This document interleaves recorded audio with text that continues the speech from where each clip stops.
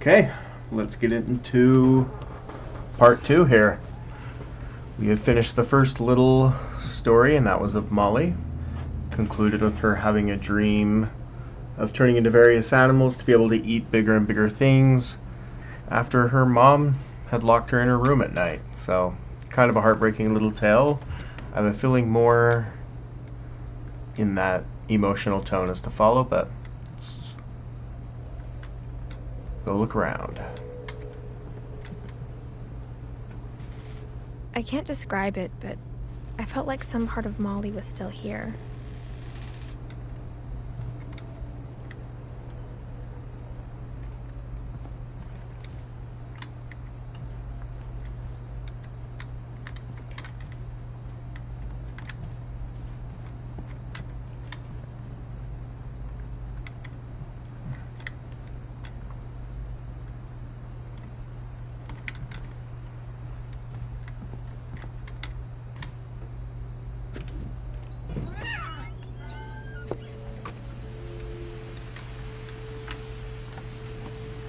This will be obvious later, but my mom never told me any of these stories.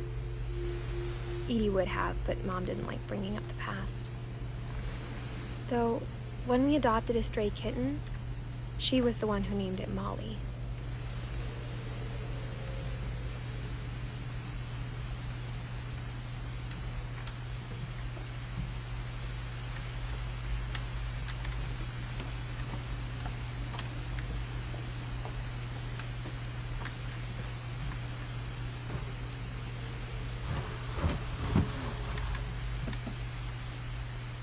I spent a lot of time in Great-Grandma Edie's room.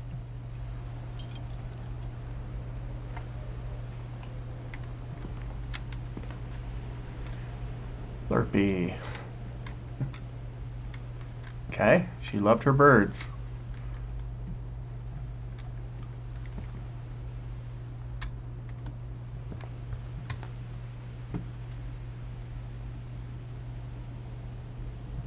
Edie knit me a new pair of gloves every year, just in time to replace the old ones.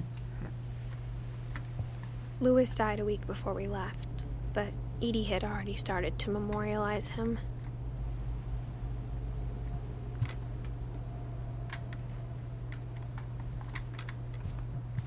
Her room was like a museum. For 500 years, the Finches have been famous throughout Norway for their fortune and misfortune.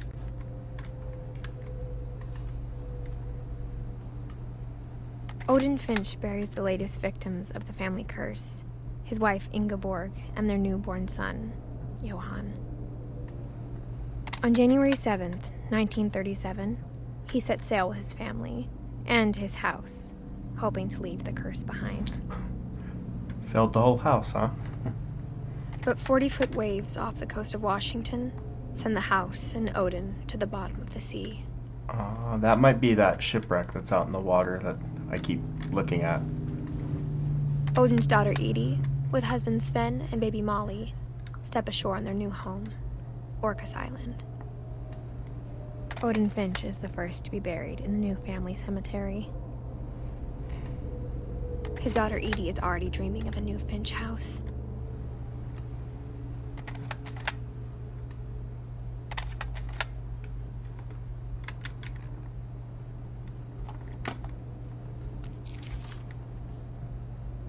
Whatever's wrong with this family, it goes back a long ways.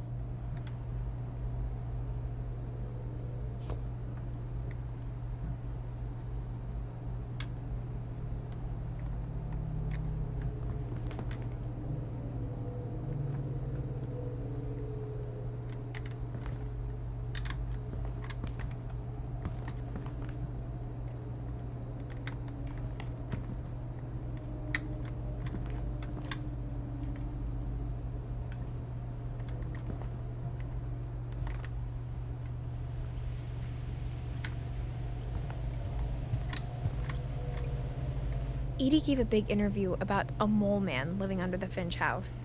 My mom was furious.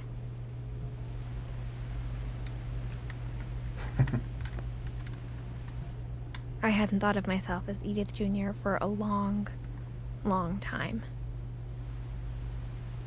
Conspiracy now.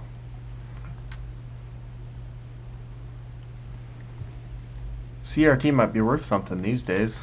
Retro gamers gobbling that stuff up.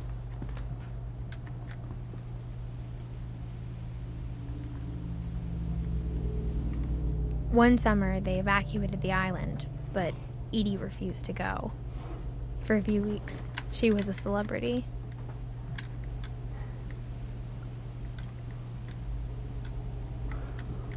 It's like every time a hurricane comes through Florida. When Edie told people Sven was killed by a dragon, she could also have said he was building a dragon-shaped slide that collapsed. She could have, but she didn't.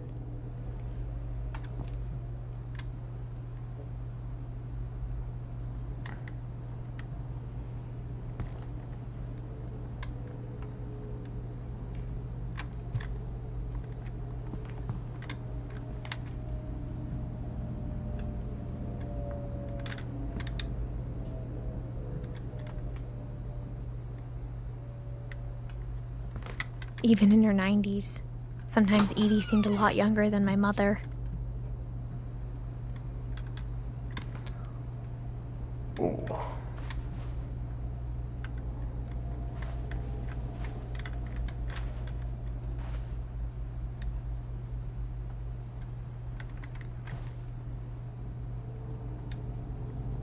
Can't tell if the mirror is not reflective or if it's not a mirror. It's a blank canvas. You think it'd be a mirror sitting over the sinks like that.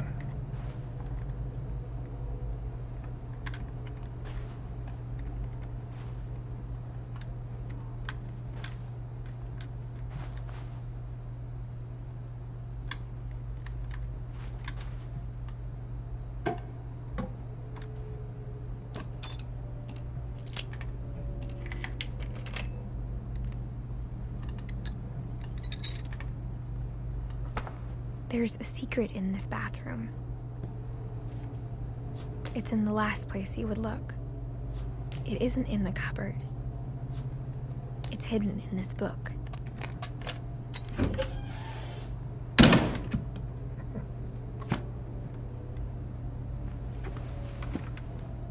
Dark room. Sven gave Sam an old camera he'd refurbished. He never put it down.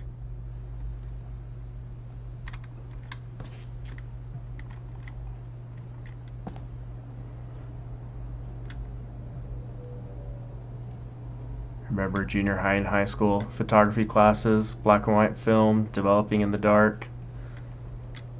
The smell of those chemicals burned in my memory forever.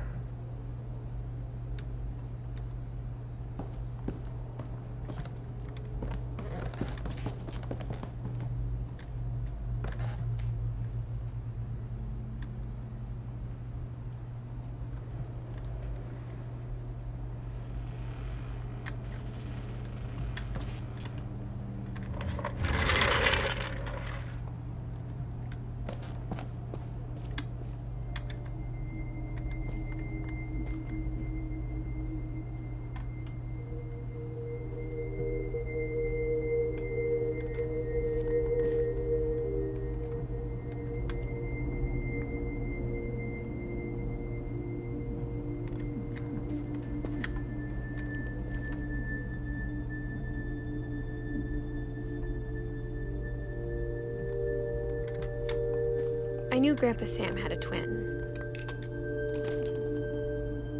and that he never talked about him.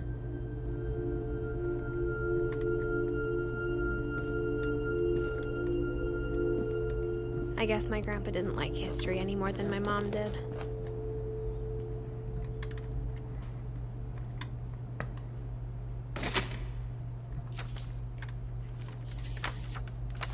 How I Want to Remember My Brother by Sam Finch.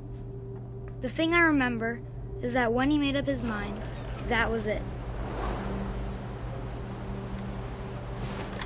My brother said he'd die before he ate another mushroom, and he did. At Barbara's funeral, we swore we'd never be afraid again. And he wasn't. I think Calvin always wanted to fly.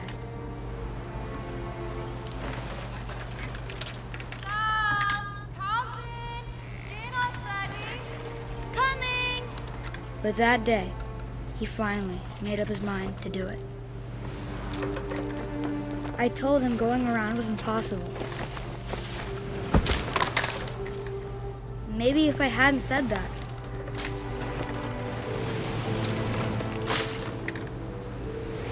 Calvin, I'm not gonna tell you again. maybe if the wind hadn't picked up, then maybe he'd still be here. But I doubt it. I think he'd already made up his mind. That's what I want to remember about my brother.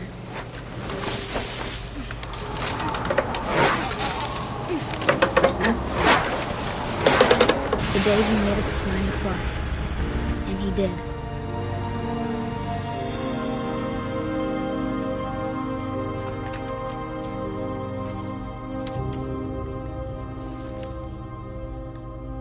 Calvin's story felt strangely familiar.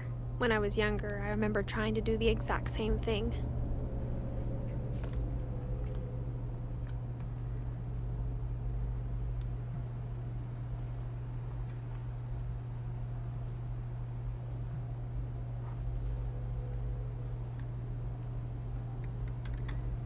Seeing the cast on his leg. After Mine's- the funeral, Edie roped off Calvin's half of the room. Reminds me when I was 8 years old, first official day of summer break on a Monday, I fell out of the back of a truck. We were out jumping our BMX bikes, and sitting in the truck, writing on paper who was getting the highest, I fell off the side onto a bike as I broke my wrist and spent most of summer with a cast.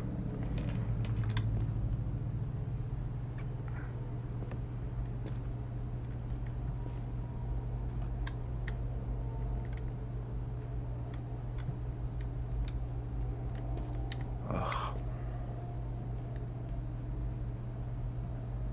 Mom said Grandpa Sam enlisted at 18 and never set foot in the room again.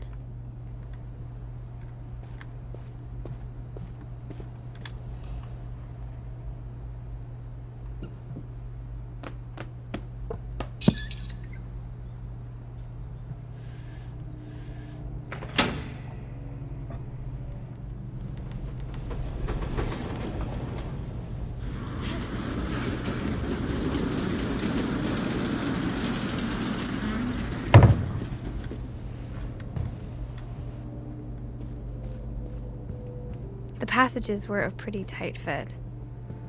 They'd obviously been built for smaller hands and bellies. This orange tabby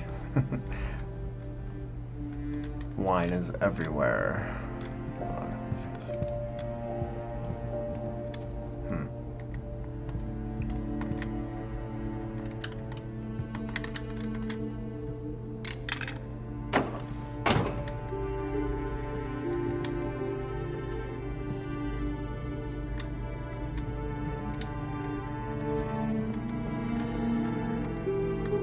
Whenever people ask me about my family, the first thing they always want to know about is Barbara.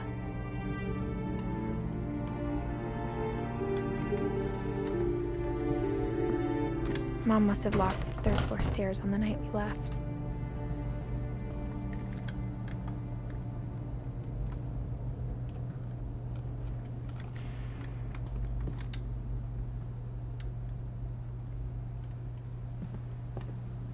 Edie's father, Odin, built the original house.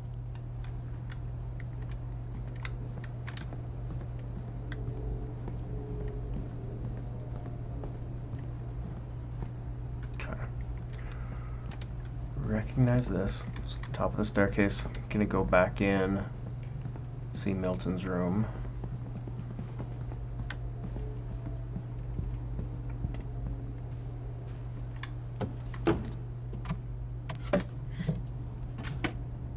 Growing up, I always thought of Barbara as a child star. Barbara's room.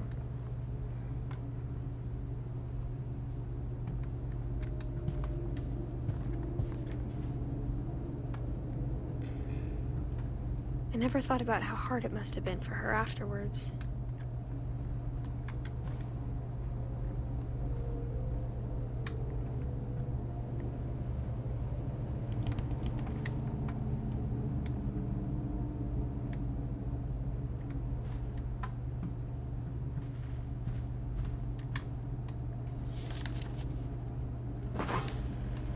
Of all the stories people wrote about Barbara's death, I'm surprised Edie saved this one.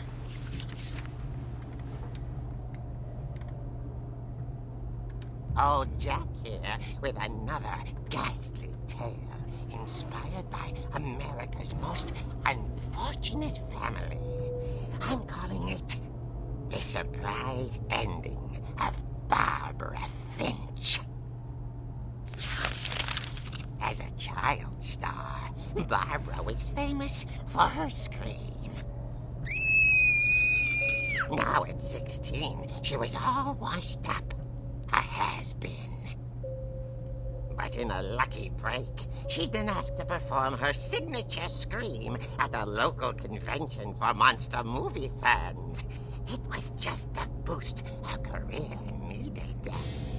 Unfortunately, her scream hadn't aged well. Getting better. I think you just need the right motivation. Her biggest fan and current boyfriend, Rick, was about to demonstrate when... Now that was a great scream. It was Barbara's father, Sven. He'd slipped into a table saw and had to be rushed to the emergency room. So Barbara got stuck babysitting her youngest brother, Walter. Her convention comeback was cancelled. Okay, I'm hearing frustration, but I'm not hearing terror. What if I tried... A gang of hoodlums in Halloween masks have been terrorizing Orcas Island tonight. Police are urging residents to...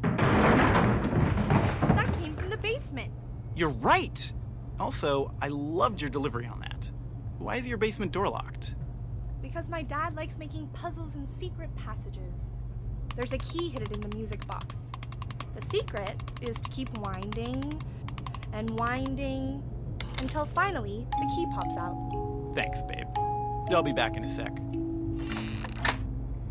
20 minutes later, Rick hadn't returned.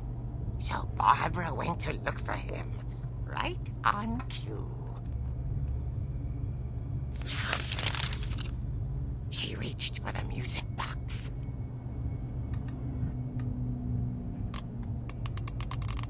And as she wound the key, she listened for Rick, but the house was silent.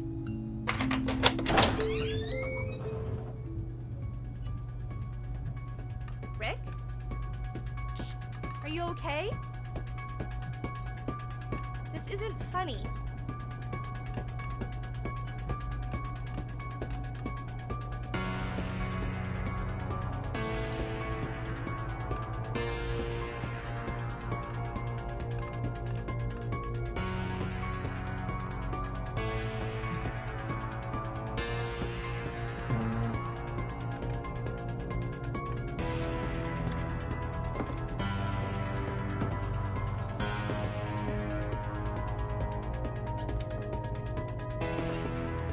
She found Rick's crutch and imagined the worst.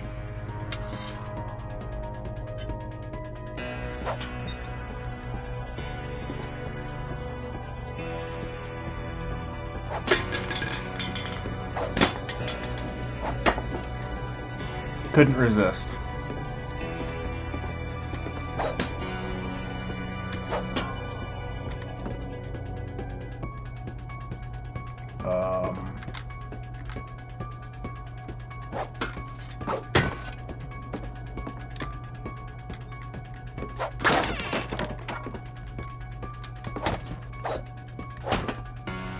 The gang's leader is the infamous Hookman killer, Dr. Carl Hamill, who impaled and then ate his family 10 years ago tonight.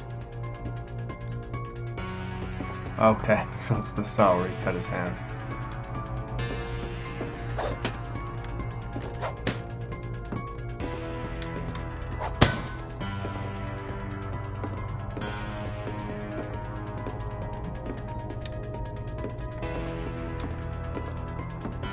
The old fridge rattled and grew still.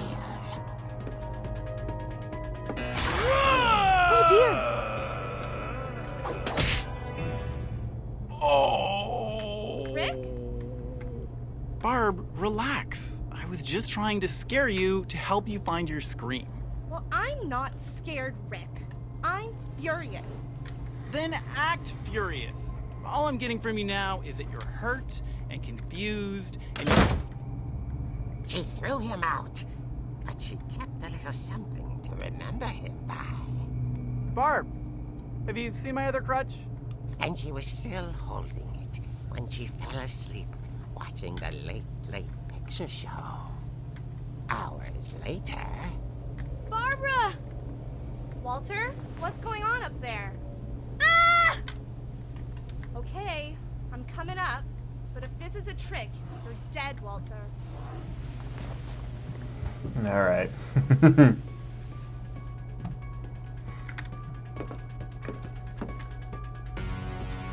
If it wasn't spooky enough, they had to add the Halloween soundtrack to it all. It does feel slightly out of place with the tone of the game so far, but obviously this section is meant to be a bit campy in the comic book style, and you know, it's cool. I like the animation shift as well.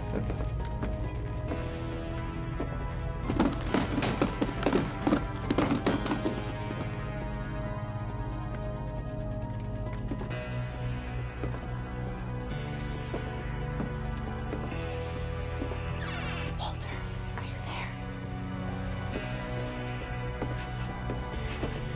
Walter had vanished, but his bedside radio was still on.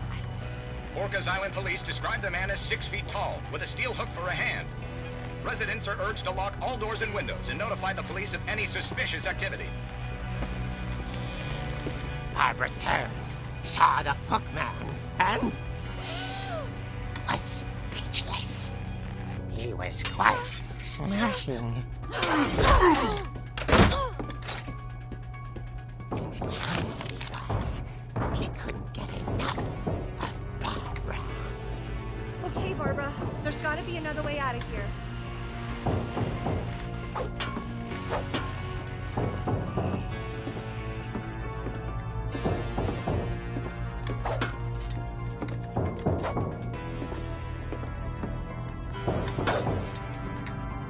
So dark and hard to see. Go.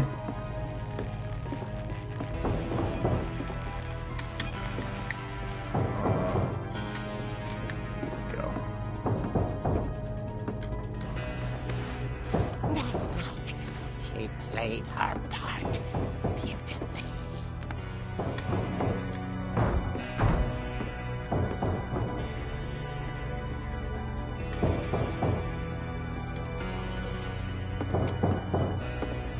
She thought about abandoning Walter, but just couldn't do it.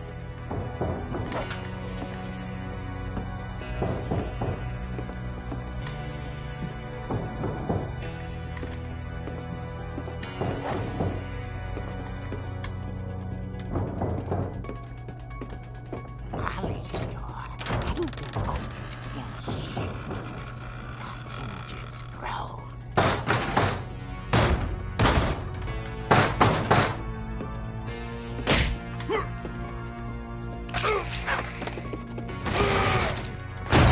He wasn't moving, but she sensed the story might not be over yet.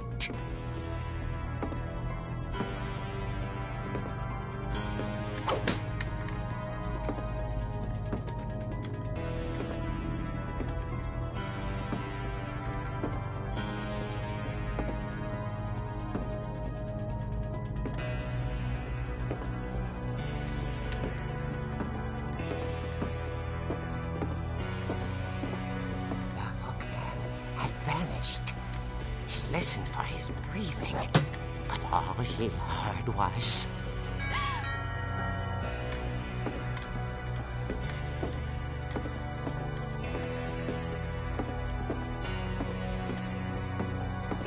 At the door, she heard whispering. It was coming from inside the house.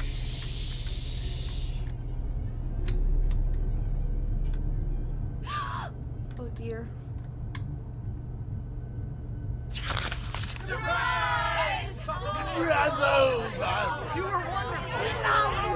monsters had come to surprise her.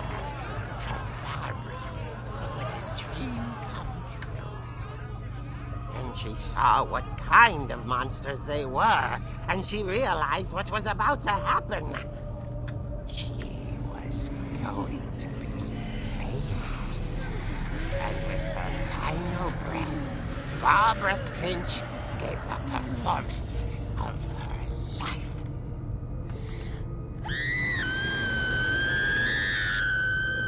I wasn't there myself, but I hear Barbara was magnificent. Poor girl. She had a taste for stardom. But unfortunately, so did her fans.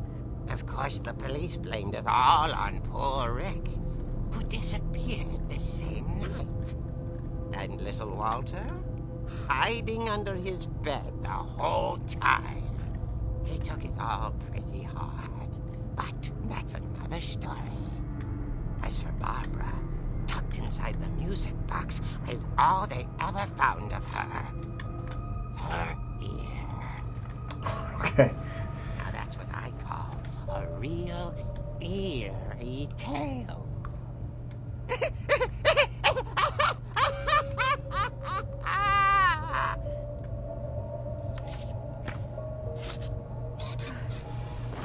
Wow. Edie told me all Barbara wanted was to be remembered, as absurd as that comic was. Maybe what Edie saw was a happy ending. Okay. We'll use this spot to conclude part 2. Thoughts on it? That was a really cool tone shift. I love the mix up with the animations I mentioned. The Halloween music was a nice touch.